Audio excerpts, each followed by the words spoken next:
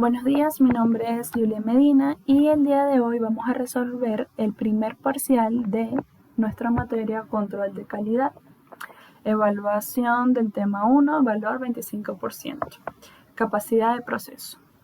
Ok, el ejercicio nos dice que en un proceso de inyección de plástico una característica de calidad del producto, del disco, es su grosor, que debe ser de 1,15 milímetros con una tolerancia de 0,04 milímetros. Así, para considerar que el proceso de inyección fue satisfactorio, el grosor del disco debe estar entre la especificación inferior y la superior. Ok, bueno, aquí tenemos todo un conjunto de datos, ¿verdad?, que vamos a utilizar para la resolución del ejercicio. Luego el enunciado nos plantea 5 interrogantes, lo vamos viendo poco a poco. Y otros datos que nos da es que la precisión del estudio es de un 6% y el nivel de confianza un 98,69%.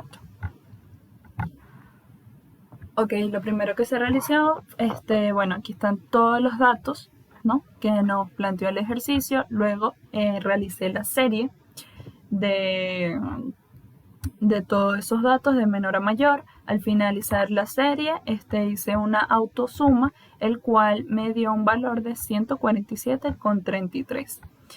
Aquí, bueno, luego, después de eso, en la columna siguiente, hice la potencia al cuadrado de cada uno de estos datos, efectuando también al final una sumatoria que nos dio 173,74. Toda esta sumatoria, todos estos datos se hacen porque, bueno, después poco a poco vamos a ir utilizándolo para algunas fórmulas. Ok, primero calculé el rango, que es el valor máximo menos el valor mínimo, el cual nos dio 0,14. Bueno, tenemos que nuestros números de datos fue 125 datos en total. Nuestro número de clase nos dio como resultado 7,97, es decir, 7. Y luego sacamos nuestro intervalo de clase, que es el rango entre este número de clase que calculamos acá, y nos dio como resultado 0,02. Ok. Después de sacar nuestro intervalo de clase, podemos hacer entonces nuestra tablita del intervalo de clase con la frecuencia absoluta, la frecuencia acumulada, etcétera, ¿no? Como nos planteó el ejercicio, son 7 intervalos de clase. Empezamos con el valor mínimo hasta el valor máximo y de 0,02 cada uno. Ok. Acá sacamos nuestra marca de clase, que es la sumatoria de estos intervalos de clase entre 2. Luego nuestra frecuencia absoluta, lo hicimos con cada uno de los intervalos también. Nuestra frecuencia acumulada, como lo podemos observar acá.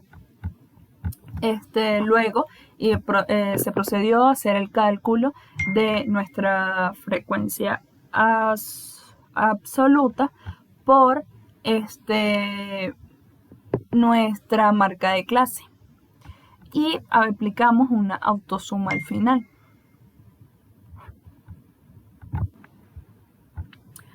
Ok, después nos tenemos que sacar nuestro media, el cual se saca obviamente de manera sencilla con la sumatoria que aplicamos acá al final de la serie entre el número de datos que tenemos, que son 125.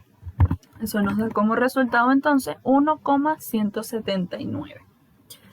Ok, ese valor de nuestra media luego lo utilizamos para calcular aquí nuestra marca de clase menos la media para cada uno de los valores, y así poder utilizar esta fórmula en esta, que la vamos a utilizar para poder responder nuestras preguntas, ¿no?, dándonos como resultado la autosuma un valor de 0,087.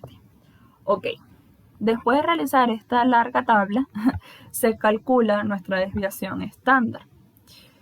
Bueno, ya como sabemos, la desviación estándar es la raíz del valor que nos dio acá la tabla, por eso es necesario hacer todos estos cálculos, la sumatoria, entre nuestros 125. Y eso nos dio como resultado una desviación de 0,026. Nuestra mediana también fue una serie de cálculos en donde utilizamos nuestros 125, utilizamos la frecuencia acumulada anterior, donde se representa nuestro valor de la media. Es ahí donde vamos a agarrar cada valor de dicha fila, nuestro intervalo de clase, o sea, el límite inferior, la frecuencia absoluta, entre otras cosas, ¿no? Y eso nos da como resultado 1,185 nuestra mediana. Ok, después de hacer todos esos cálculos, podemos entonces empezar a contestar las preguntas del parcial. La primera pregunta nos plantea que se calcule si la media es representativa. Por lo que para eso tenemos que hacer el cálculo de CB, que es la desviación estándar entre nuestra media por el 100%. Eso nos dio como resultado 2,240. Eso quiere decir entonces que sí, la media es representativa para el conjunto de datos, puesto que nos dio menos del 20% nuestro resultado. Ok, nuestra segunda pregunta nos plantea que si se tienen suficientes datos para el estudio. Para contestar esa pregunta necesitamos hacer nuestra N'. Ok, nuestro resultado nos dio que sí hay suficientes datos para el estudio. Ojo, para el cálculo de nuestra N', sabemos bien que hay que utilizar los datos que nos planteó el ejercicio al principio, en donde obtuvimos K, S, tuvimos que aplicar una raíz de la sumatoria de x al cuadrado, por eso fue que hice esta columna con la potencia al cuadrado.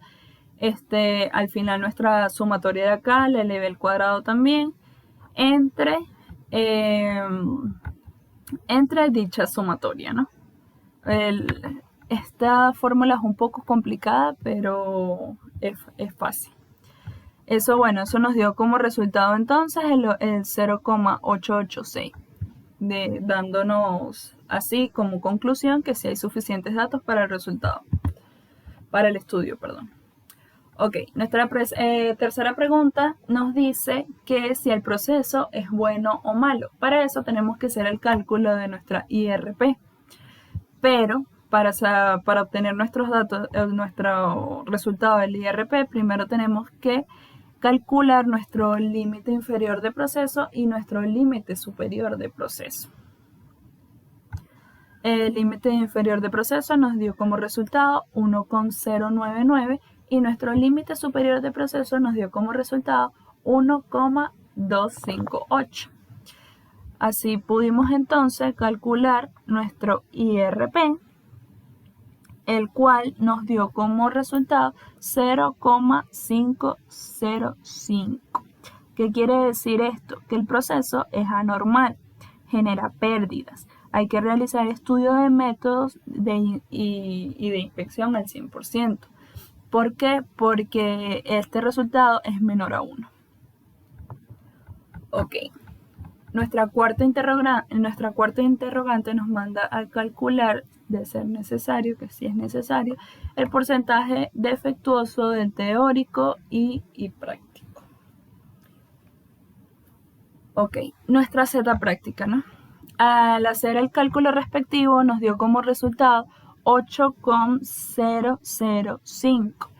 Esto, en nuestra tabla no aparece este valor porque ya tiende a 0. Y podemos decir entonces que sí existe defecto. Y nuestro Z teórico nos dio como resultado menos 2,600.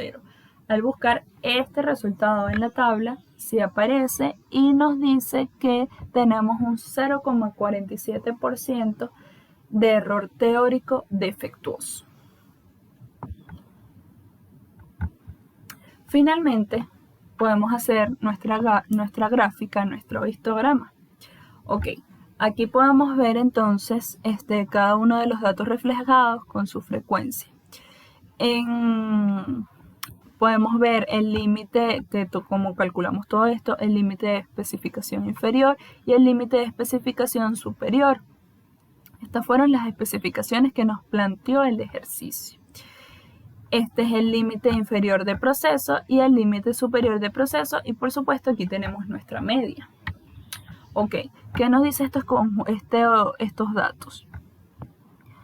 Estos de acá, como podemos observar acá, del 1,11 hasta el 1,19 aproximadamente, los datos se encuentran dentro de los límites de especificación. Pero acá, estos datos que vemos acá, estas 3 barras, podemos observar que no se encuentran dentro de los límites de especificación. Solamente se encuentran entre los límites de proceso. ¿Qué podemos decir entonces como resultado? Que el proceso no es satisfactorio completamente debido a que hay algunos datos que se salen de nuestros límites de especificación. Bueno, esto fue todo por hoy. Muchas gracias. Hasta luego.